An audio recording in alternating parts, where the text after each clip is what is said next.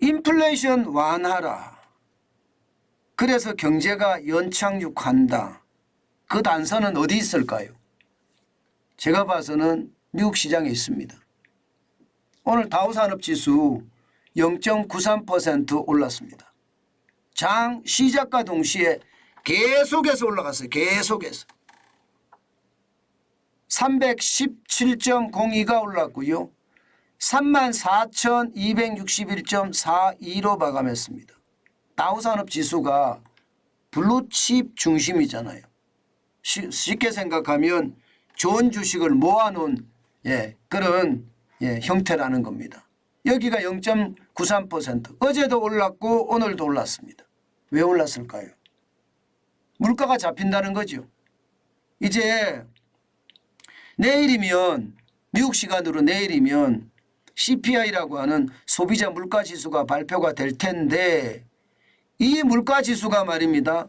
많이 떨어질 거다 하고 시장에서는 예측하고 있는 겁니다.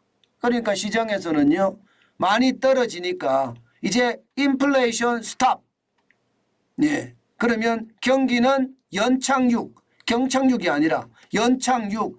약간의 침체만 온다는 그런 뜻이죠. 그러면 주식은 고 올라가는 겁니다.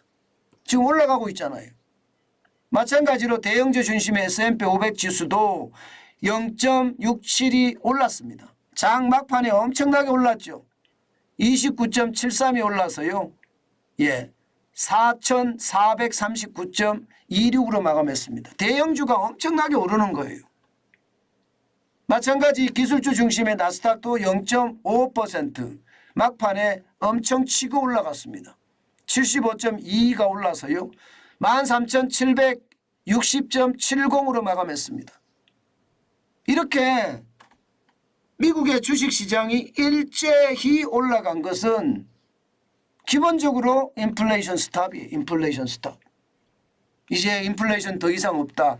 이런 분위기가 시장 전체에 많이 깔린다는 이야기입니다. 작년 6월까지만 하더라도 소비자 물가 지수가 9.1까지 올라갔었거든요. 그런데 5월에 4.0%까지 떨어졌는데 6월에 소비자 물가는 3%대까지 떨어진다. 이제 물가를 본격적으로 잡았다. 뭐 그런 이야기가 되는 건가요?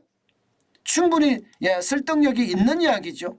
지금 그렇게 간다는 모양새가 말입니다. 시장은 그렇게 읽고 있고 시장은 거기에 따라서 움직인다. 이렇게 보시면 될 것 같습니다. 그만큼 말입니다. 시장의 분위기는 기본적으로 물가를 잡았다. 인플레이션 스탑이다. 이렇게 이야기하는 겁니다. 지금까지 끈적한 물가라고 이야기했던 끈적한 인플레이션, 스태킹 인플레이션이라고 한 거 말입니다. 이게 근원 소비자 물가를 보면서 이야기를 했거든요. 근원 소비자 물가가 물가의 핵심 지표입니다. 이게 계절성이 강한 거 다 빼고요. 농산물이 계절성이 강하죠.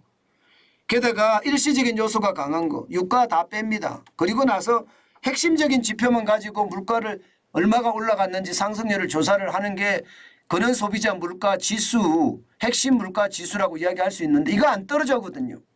작년 9월에 6.6%에서 올 5월에 5.3%까지 안 떨어지고 있습니다.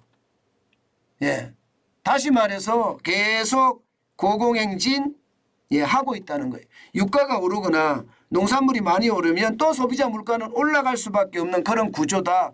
이렇게 돼 있다고 이야기를 하고 있습니다. 그런데도 지금 소비자 물가가 떨어지면 근원 소비자 물가도 떨어질 거다 하는 게 시장의 예측입니다. 시장의 예측. 그만큼 말입니다. 시장은요. 굉장히 긍정적으로 지금 시장을 보고 있다는 이야기입니다. 이 긍정은요. 또 다른 긍정을 낳았으면 저는 좋겠습니다. 그렇지만 또 다른 긍정을 놓을 수 있을까? 이거는 한 번쯤 생각을 해봐야 됩니다. 왜냐하면요. 금리를 7월 달에는 무조건 올릴 거다 하는 게 시장의 예측이거든요. 그만큼 말입니다. 금리를 올릴 수밖에 없구나 이렇게 생각을 하거든요. 올릴 수밖에 없구나. 시카고 상품거래소의 패드워치도 보면 말입니다. 7월에 금리를 올릴 수 있는 확률이 조금 떨어졌기는 해요. 94점 1%, 2%에서 92.4%로 떨어졌긴 합니다. 그러나 92.4%는 7월 26일 날 금리를 올린다는 이야기예요. 문제는 9월에 올릴 것이냐 안 올릴 것이냐 그 문제잖아요. 9월에 올릴까요 안 올릴까요. 7월에는 지금 이대로면 올린다 이렇게 이야기하는 거고요. 시장은 9월에는 안 올릴 가능성이 크다 이렇게 읽고 있는 겁니다. 그러니까 시장은요 거기에 반응해서 계속 주가가 이틀 연속 올라가 주는 겁니다. 아마도 말입니다. 시장은 그렇게 읽고 있는 듯 합니다. 그렇지만 여러분 제가 늘 말씀을 드리지만 진짜 조심하셔야 되는 게 시장은요 그때 엄청나게 변합니다. 이게 7월 달까지만 0.25% 인상을 하고 말란지 아니면 9월에도 또 0.2% 인상을 해야 할 것인지는요 물가에 달려있는 건 맞아요. 그렇지만 물가가 지금 끈적한 물가잖아요. 그는 소비자 물가가 안 떨어지고 있다는 것 이거 한 번쯤 보고 인식하고 넘어가야 된다. 그 말씀 다시 한번 올립니다. 저는 우리 시장도 마찬가지라고 생각합니다. 우리 시장도요 실물경제 지표가 좋지 않습니다. 아직까지 실물경제 지표가 좋아질 수가 없거든요. 게다가 수출까지도 지금 다시 적자로 돌아섰거든요. 여기에 대한민국의 사회 혼란은 또 엄청나잖아요. 시위꾼들이 말입니다. 후쿠시마 오염수를 가지고 난리를 치더니 이번에는요 양평 고속도로를 가지고 또 난리를 치잖아요. 시위꾼들 시민단체들 말입니다. 난리도 아니거든요. 이들이 말입니다. 뭉쳐다니기만 하면 프로파간다가 심해지고 사회적 혼란은 엄청나거든요. 이게 결국은 말입니다. 불안감이 조성이 되니까 소비를 덜하게 되고 소비를 덜하니까 소매 판매가 꼬그라지고 있는 것. 이것은 여러분 경제의 치명적인 약점이거든요. 대한민국이 선진국이라고 이야기하지만 이 사회 시스템은요 후진국하고 가깝습니다.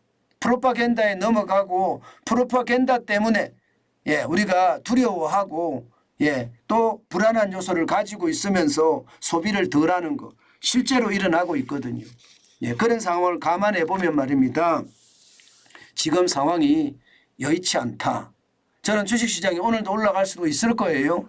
그렇지만 늘 제가 말씀드리는 게 실물경제가 받쳐주지 않는 한 주가는 쉽지 않다. 제가 그렇게 계속 말씀드리고 있습니다. 반드시 참고가 되셨으면 좋겠습니다. 투자야 여러분 스스로가 책임질 일이고 모두 저도 내 책임이죠. 내가 책임질 일이죠. 투자에 대해서는 스스로가 책임을 질 일이지만 그래도 정환진 TV 정환진이가 한마디 하는 것은 참고 상황이 됐으면 좋겠습니다. 뭐 절대 상황이 될 필요는 없습니다. 이게 경제라는 게 어느 누구도 정확하게 맞출 수는 없거든요. 그렇기 때문에 참고 상황으로 반드시 여러분들이 한 번쯤 생각해 보는 그런 상황이 됐으면 좋겠다. 그 말씀 다시 한번 올립니다.